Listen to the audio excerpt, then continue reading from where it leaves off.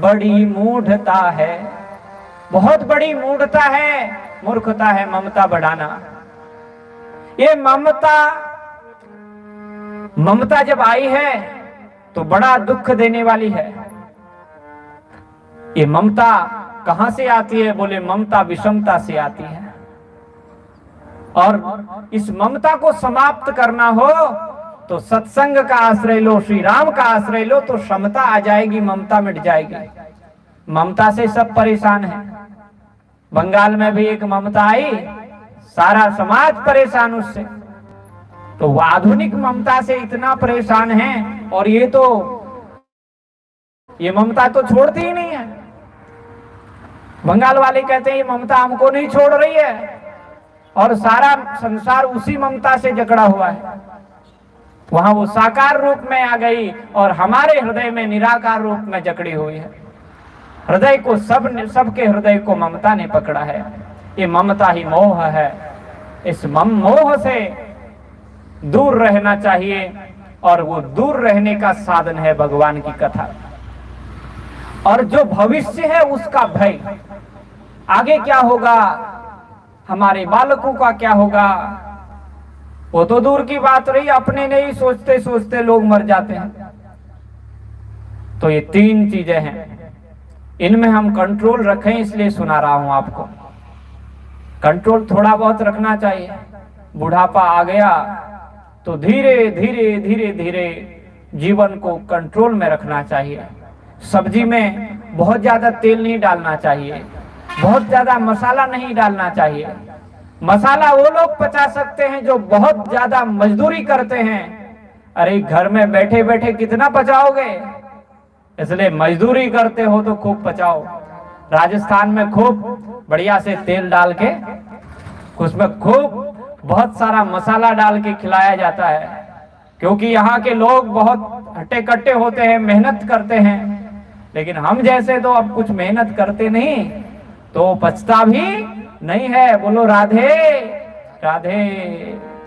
इसलिए भगवान की कथा को सुनेंगे तो मोह चला जाएगा, और मोह गया तो भगवान श्री राम के चरणों में अनुराग हो जाएगा, और अनुराग होगा तो उनके कथा से भी प्रीति हो जाएगी। जिसके प्रति हमारी श्रद्धा होती है माताओं, उसका हमें सब कुछ अच्छा लगता है।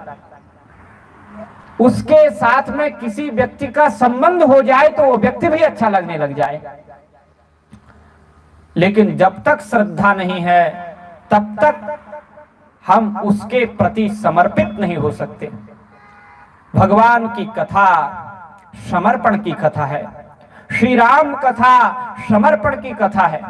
अपने आप ने सुना अभी, जब तक इंद्रपुत्र जयंत ने भगवान की शरणागति नहीं ली तब तक उसका कल्याण नहीं हो पाया।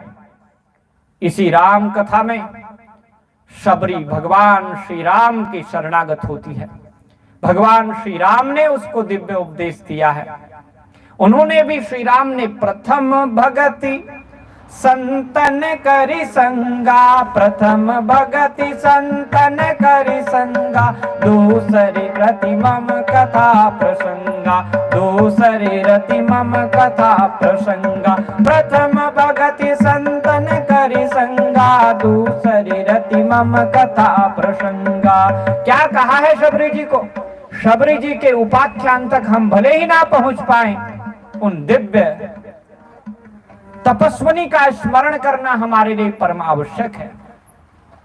उन दिव्य तपस्विनी ने श्री राम की प्रतीक्षा की। उन्होंने भी तो यही गाया, राम आएंगे आएंगे राम आएंगे, राम आएंगे आएंगे राम आएंगे, मेरी झोपड़ी के भाग आज खुल जाएंगे, राम आएंगे, मेरी झोपड़ी के भाग आज खुल जाएंगे, राम आएंगे। और ये शबरी ने चिरकाल तक प्रतीक्षा की।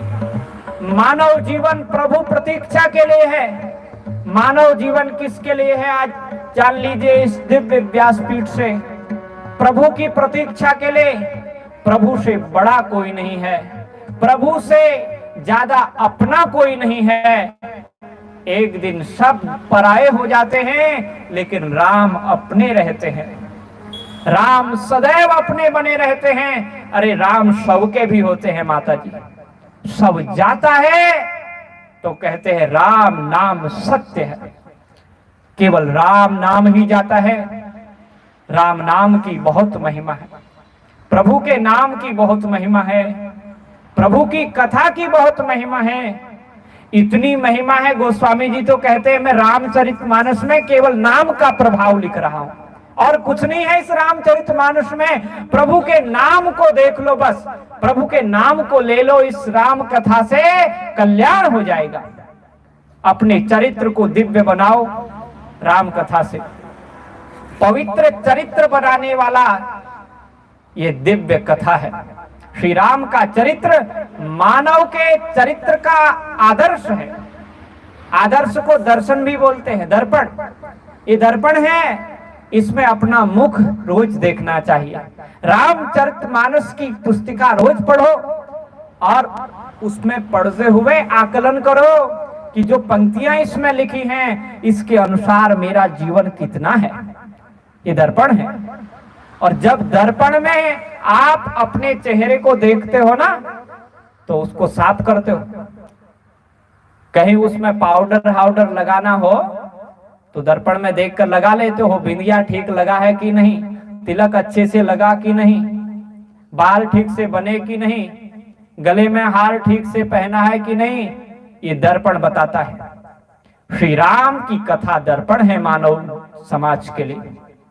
इस कथा से अपने जीवन को दिव्य बनाने के लिए, स्वच्छ बनाने के लिए, पवित्र बनाने के लिए इस श्री राम चरित्र की कथा को देखना परम आवश्यक है।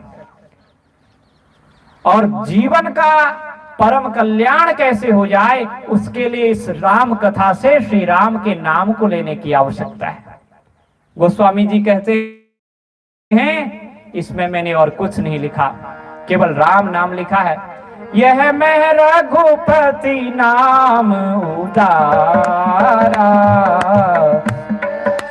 रघुपति नाम उतारा, यह मैं रघुपति नाम उतारा, अति रघुपति नाम उतारा, अति पावन पुराण श्रुति सारा, अति पावन पुराण श्रुति सारा, जासु नाम लेत एक बारा, जासु नाम लेत एक बारा, नर उतरहि भव सागर पारा, नर उतरहि भव सागर पारा।